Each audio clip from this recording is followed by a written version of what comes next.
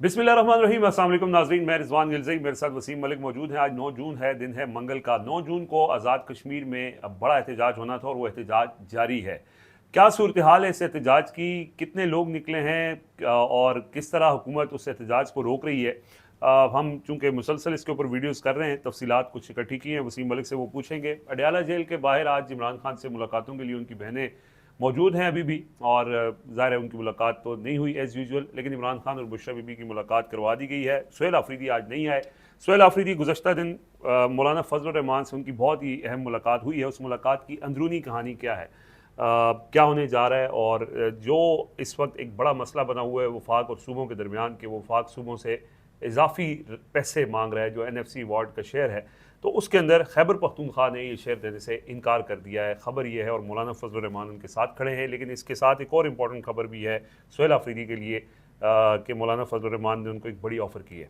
तो सबसे पहले ज़रा और कश्मीर। एक और चीज़ भी आखिर में माजरत आपकी इजाज़त से शामिल कर लेंगे। गिलगित बल्तिस्तान इंतखाबात नताइज अभी भी नामुकम्मल हैं और अभी भी पीपल्स पार्टी बज़ाहिर तो जीत चुकी है, लेकिन PMLN के साथ ये दावा कर रही 6 है। सीटों के ऊपर रिजल्ट रोके हुए हैं और वो इधर उधर हो सकता है मामला, जी हाँ। उसके ऊपर बात करेंगे। अच्छा, कश्मीर का बताएं जी। आज 9 जून था, अवामी एक्शन कल अवामी एक्शन कमेटी का एहतजाज, और अब तक की सूरत हाल ज़रा तफसील से बताएं। देखिए, इंतहाई अनफॉर्चुनेट सिचुएशन अभी तक है।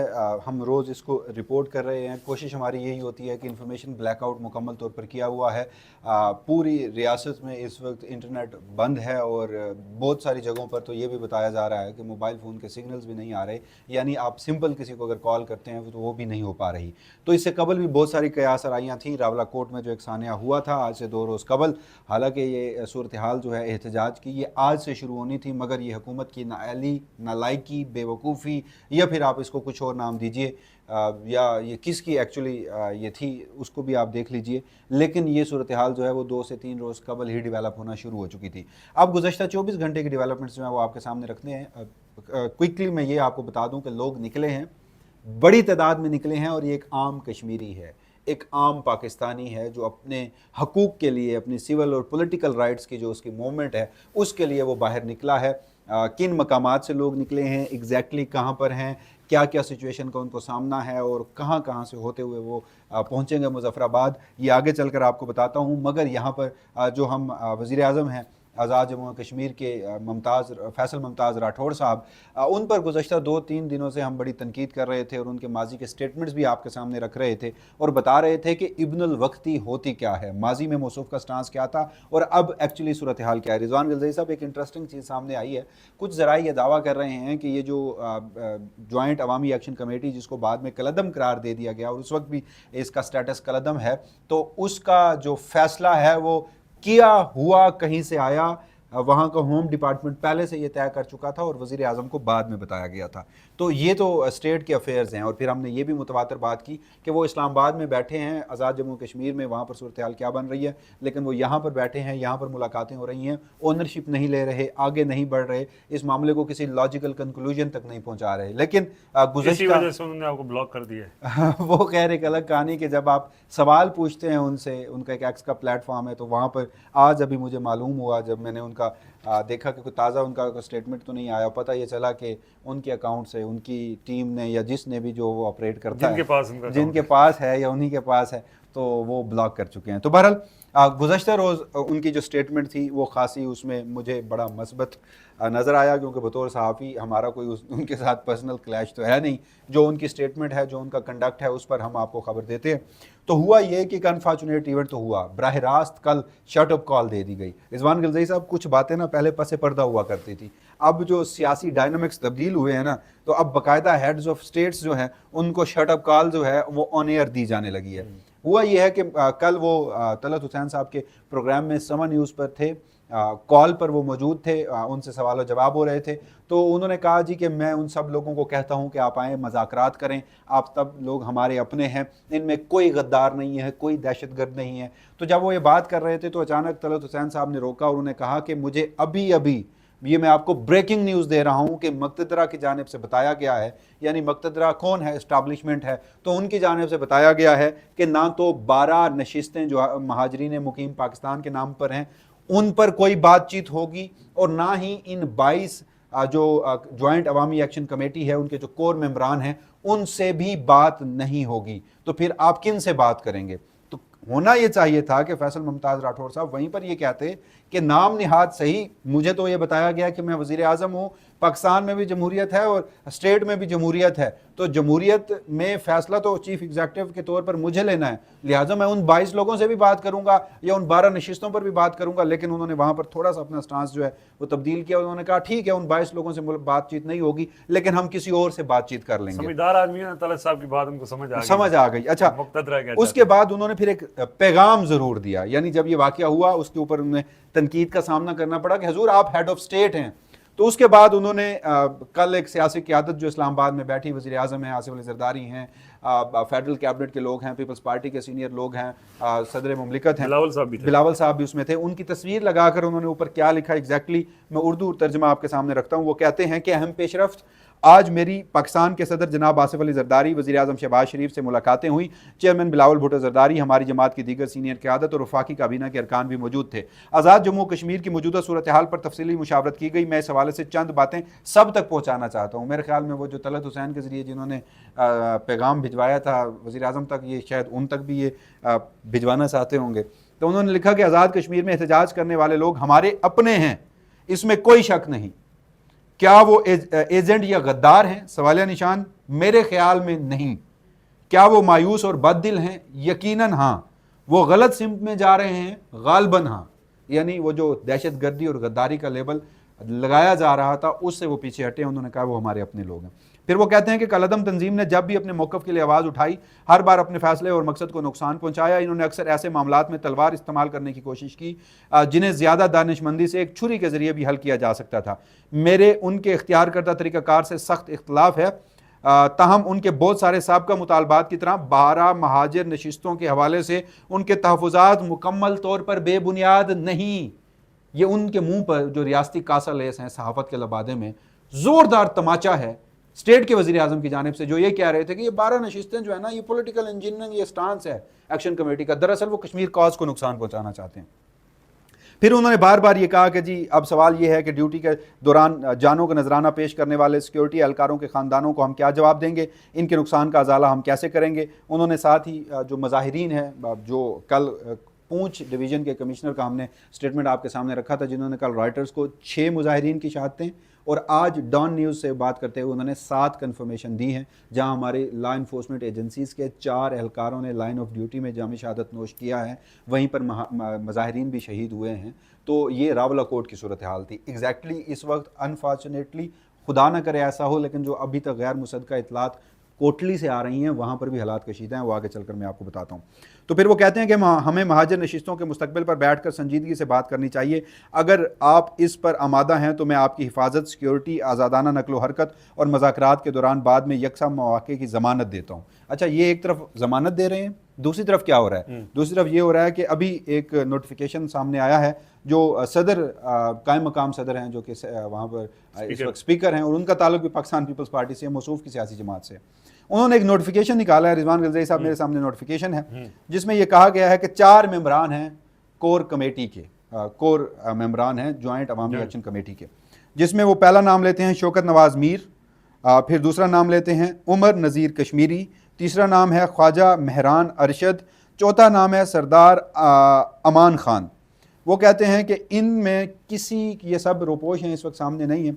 तो सदर ये पूरे कश्मीर के अवाम से कहते हैं कि जो भी इन लोगों की गिरफ्तारी में मुआवनत फराहम करेगा उस शख्स को 1 करोड़ रुपये पाकिस्तानी इनाम दिया जाएगा। 167 के करीब FIRs थी जो माजी में थी, उनको भी रिस्टोर कर दिया गया है। इनके घर पे छापे भी मारे जा रहे हैं। तो एक तरफ ये इकदामात हो रहे हैं और दूसरी तरफ वो बुला रहे हैं कि आइए बैठिए, मैं आपको जमानत देता हूं। ये अब आप अनफॉर्चुनेट इवेंट देखिए कि एक सियासतदान जो है वो हमेशा रास्ता निकालने की कोशिश करता है। बड़ा ज़बरदस्त कंडक्ट है इस मौजूदा जिस तर्ज अमल पे मैं आपसे मुखातिब हूँ वज़ीर आज़म आज़ाद जम्मू कश्मीर का, लेकिन मामलात ऑपरेट कहाँ से हो रहे हैं कि वज़ीर आज़म की भी नहीं माने जा रही, जो कि पाकिस्तान में इस वक्त मौजूदा हाइब्रिड निज़ाम की दस्तयाब सफ़े अवल की क़यादत वज़ीर आज़म शहबाज शरीफ, सदर मुमलिकत आसिफ अली ज़रदारी, बिलावल भुट्टो ज़रदारी, फेडरल कैबिनेट और पीपल्स पार्टी के सीनियर लोग। अच्छा, ये कोई मुल्क दुश्मन नहीं है हाइब्रिड निज़ाम की नज़र में, ये 9 मई वाले भी नहीं है, इन पॉलिटिकल क़यादत की मौजूदगी में ये फैसले हुए हैं। और इस वक्त आज़ाद कश्मीर में एग्जैक्टली सूरत हाल क्या है वो आपके सामने है। क्विकली दो खबरें मैं आपको मजीद देता जाऊं। एक खबर सामने आई थी कि शौकत नवाज मीर साहब गिरफ्तार हो गए हैं सुबह सोशल मीडिया पर। हमने उसको वेरीफाई करने की कोशिश की, गैर मुसद्दका थी, लेकिन अब जब उनके इनाम सर पे उनकी गिरफ्तारी के लिए इनाम मुकर्रर किया गया है तो इसका मतलब है कि वो गिरफ्तार नहीं हुए।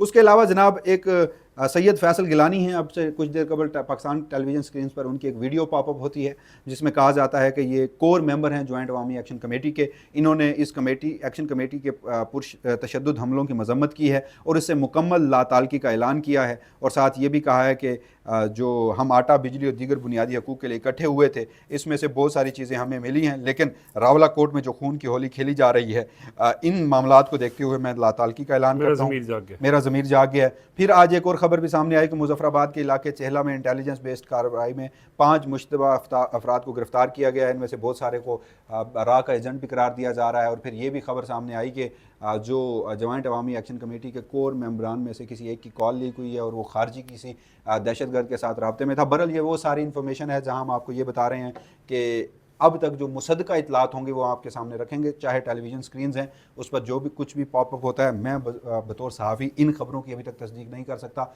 लेकिन इस वक्त जो वहाँ पर सूरत हाल है रिजवान गिलज़ई साहब, वो क्विकली मैं आपके सामने रख देता हूँ। सूरत हाल ये है कि चूँकि आज का दिन था, आज लोगों ने निकलना था, तो इस वक्त बताया ये जा रहा है कि कश्मीर मुकम्मल तौर पर लॉकडाउन की कैफियत, लॉकडाउन इस तरह से कि शटर डाउन, हड़ताल है, वो जो होता है ना बंद मतलब बंद, तो वो सारा बंद है। मुजफ्फराबाद से लेकर ताऊबट और भंबर, आप जिस तरफ भी जाएं वहाँ की जो फुटेजेस सामने आ रही हैं, नहीं कुछ फुटेजेस टीवी चैनल्स भी चला रहे हैं और डिजिटल आउटलेट्स पे भी चल रही हैं कि कश्मीर खुला है। कोई वो तो कह रहे हैं कि कश्मीर में इस वक्त कोई मामला ही नहीं है, लोग घर से बाहर ही नहीं निकले। लेकिन दोनों एक्सट्रीम्स हैं, दोनों, लेकिन साथ ही कह रहे हैं कि हम कश्मीरी अवाम से मुतालबा करते हैं कि आप इनके पीछे ना आएँ। अच्छा, तो अगर सब ठीक है तो फिर आप कश्मीरी अवाम से मुतालबा क्यों कर रहे हैं? हाँ, 1 करोड़ पे के बाकी चीज़ें भी। अच्छा, अब सूरत हाल ये है कि दो डेड एंड हैं आज़ाद जम्मू कश्मीर के। एक तरफ है ताऊबट का इलाका, ये जो केल है नीलम वैली से LOC के साथ, और दूसरा है भिम्बर फारवर्ड कोहोटा तक। यहाँ से काफिले निकले हुए हैं। इन काफिलों के रास्ते में जो भी रुकावटें आई, यानी पुलिस थी, शैलंग थी, कशीदगी थी, कुछ उन्होंने अबूर की हैं और वो आगे बढ़ते जा रहे हैं। अब इनका तरीका ये होता है कि एक तरफ से ये भिम्बर से निकलते हैं, दूसरी तरफ से ये केल से निकलते हैं और फिर ये मुजफ्फराबाद की तरफ मार्च करते हैं। ये 5 से 6 दिन की टोटल एक्टिविटी होती है, अगर ये मुकम्मल होती है या इस दौरान कोई इंगेज नहीं किया जाता। फिर ये होता है, लास्ट टाइम भी जब मुज़ाकरात हुए थे तो ये दोनों काफिले जो हैं ये इस वक्त मुजफ्फराबाद नहीं पहुंचे थे, लेकिन ये जो कोहाला पुल है उस वक्त वहाँ पर मौजूद थे। अच्छा, फिर जैसे जैसे ये निकलते हैं तो जो छोटे छोटे कुर्ब जवार के गांव, देहात, शहर हैं वो बड़े शहर में आते हैं, पीछे से उस काफिले का इंतजार किया जाता है। मीनवाइल उस शहर में भी एहतजाज किया जाता है। जैसे से पीछे से काफिला आता है तो उसके क़यादत में उस शहर का काफिला उसमें शामिल होता जाता है और यूं काफिला बढ़ता जाता है और लोग जो हैं वो आगे बढ़ते जाते हैं। ये भी इतलात थी। अब जैसे इस वक्त कोशिश ये है कि उन 22 कोर मेंबर्स को गिरफ्तार कर लिया जाए। तो मैंने चेक ये किया कि जब 2023 में इनका पहला एहतजाज था जिसमें इनके लिए बिजली सस्ती की गई थी, तो जब ये मुज़ाकरात हुए थे और बिजली सस्ती हुई थी तो उस वक्त ये कोर मेंबरान जो हैं वो गिरफ्तार थे और फिर बाद में उनके लिए 2 माह बाद एक अलग से एहतजाज किया गया उनकी रिहाई के लिए। यानी इनका स्ट्रक्चर ऐसा है कि आप इनके कोर मेंबरान को गिरफ्तार भी कर लें तो भी लोग नहीं निकलते, रुकते, क्योंकि तैयारी पहले ऐसी होती है कि बड़ी तादाद में लोग जो है निकले हुए हैं। और इस वक्त कोटली, अभी वो जो भिम्बर से काफिला निकला था वो कोटली नहीं पहुंचा, लेकिन कोटली में जो वहाँ की रैलीज थी, वहाँ के अपने लोग शहर से बाहर निकले हुए थे, वहाँ पर अनफॉर्चुनेटली अगेन गैर मुसद्दका है लेकिन फुटेजेस सामने आ रही हैं और वहाँ पर हालात कशीदगी की तरफ जा रहे हैं। कयास राइयाँ अभी भी आप डिजिटल मीडिया पर जाकर देखिए बड़ी हैं, लेकिन मैं बार बार कहता हूँ कि हम आपको यहाँ पर कोई क्लेम नहीं करेंगे। अफसोसनाक सूरत हाल है, दिल दुखी है। कश्मीरी पाकिस्तानी जो खुद पाकिस्तान के क़याम से पहले अपने महाराजा के ख़िलाफ़ उन्होंने पूरी जंग लड़ी और फिर वो पाकिस्तान में शामिल हुए और उसके बाद वो इंडिया से भी जंग लड़ते रहे। आपकी पहली डिफेंस लाइन है कश्मीर। वो हमेशा आपके दिफा के लिए, अपने दिफा के लिए, पाकिस्तान से मोहब्बत करने वाले लोग, तो इधर लॉ इन्फोर्समेंट एजेंसीज के लोग भी। तो जब ये सब चीज़ें हम रिपोर्ट कर रहे होते हैं तो बड़े दुख और बड़े कुर्ब से रिपोर्ट कर रहे होते हैं, लेकिन अनफॉर्चुनेटली एक डेवलपिंग स्टोरी है। खुदा करे सैनिटी परवेल हो, खुदा करे वज़ीर आज़म आज़ाद जम्मू कश्मीर जिस रास्ते की बात कर रहे हैं वो नज़र आ जाए। खुदा करे कि ये जो अनाएँ हैं ये ख़त्म हो जाएँ और मज़ीद कीमती जानों का नुकसान ना हो। रिजवान गिलज़ई साहब, क्विकली मुझे ये बताएं कि ये कल सुहेल आफरीदी साहब मिले हैं मौलाना फजल रहमान से, ये क्या कहानी है?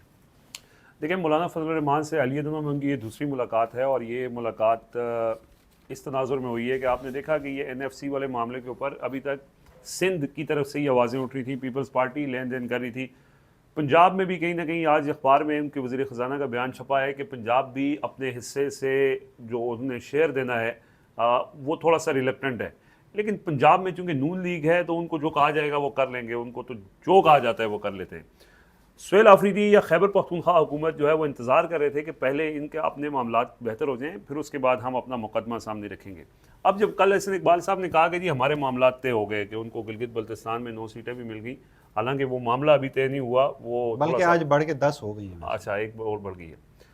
तो अब सवाल ये है, जो NFC का मामला है, आपको याद है सुहेल आफरीदी जब CM बने तो उन्होंने इस मामले को बहुत ज़्यादा हाईलाइट किया। मसला ये है कि आपने खैबर पख्तूनख्वा के साथ फाटा मर्ज किया, और उसमें उस वक्त ये तय हुआ था कि NFC का 1% बाकी सूबे फाटा की डेवलपमेंट के लिए देंगे।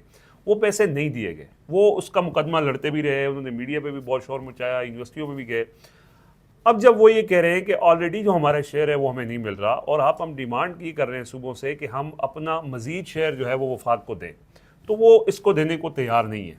इस मामले के ऊपर खैबर पख्तूनख्वा में सबसे बड़ी अपोजिशन जमात और दूसरी अहम स्टेक होल्डर JUI है, वो उनके पास कुछ दिन पहले भी गए थे, और कल फिर दोबारा वो जो महमूद खान मरकज़ है वहाँ पे वो पहुँचे, और वहाँ पे उन्होंने जाके मामला रखा कि सिंध वाले अपना मुकदमा लड़ रहे हैं, तो हम खैबर पख्तूनख्वा वालों को भी अपना मुकदमा तो लड़ना चाहिए।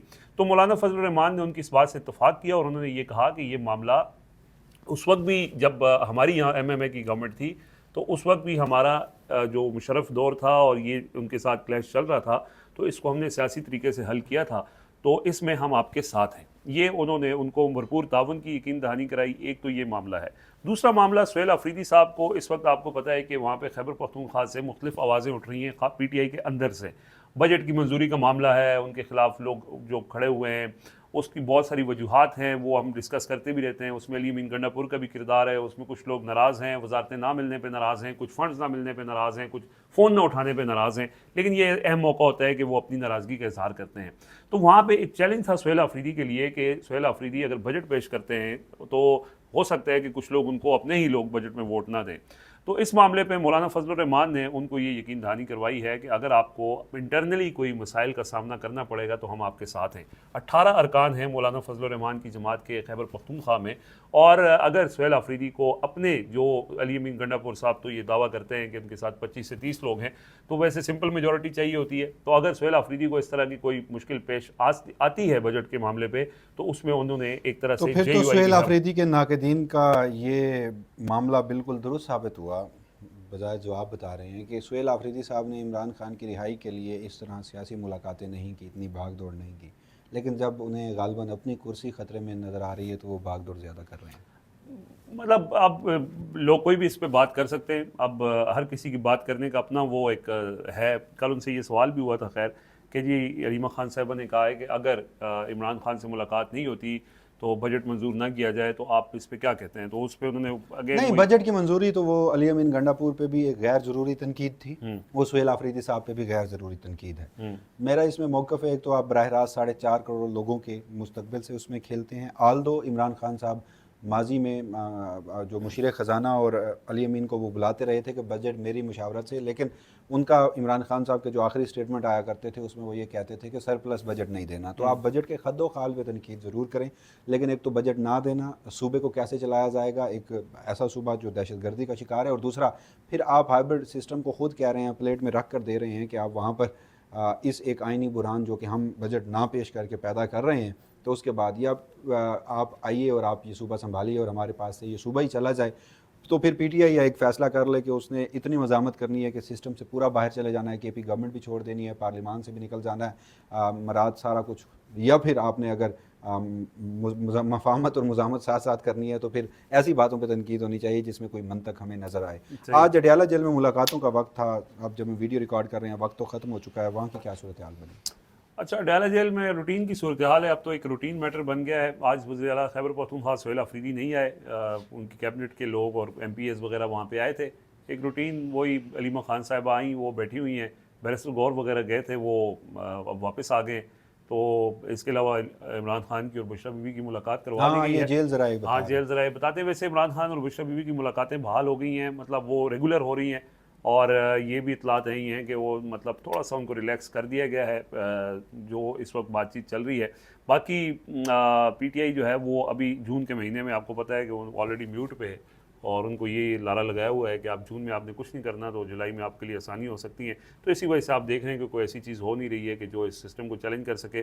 बल्कि इवन जो बजट, ये तो चलें केपी का मामला है तो उसके ऊपर वो यानी उन मौलाना से मिले भी और इकट्ठे भी हुए हैं। कुछ और उनके मुश्तरकात हैं जिस पे आगे चल के उनके दरमियान मज़ीद वर्किंग रिलेशनशिप कायम हो सकता है। बल्कि सियासी तौर पे नेशनल लेवल की पॉलिटिक्स में भी कल ये चीज़ें उनके दरमियान डिस्कस हुई हैं कि वो आगे इस मामलात को लेके जा लेकिन सकते जब हैं। वो सवाल हुआ मौलाना से तो उन्होंने अपने उस मखसूस अंदाज में कहा कि हम बिस्मिल्लाह से शुरू करते जितने वो हैं और साफ़ी आप वन नास पे ले जाते वन हैं। नास पे हमें लेके जाते हैं, तो हाँ। उस पर उन्होंने कमेंट नहीं किया। तो बहरहाल ये नाज़रीन आज की डेवलपमेंट थी, इस उम्मीद और इस दुआ के साथ कि वतन अजीज़ में जो भी हो आवाम की भलाई के लिए बेहतर हो। इजाज़त दीजिएगा, अल्लाह निगहबान।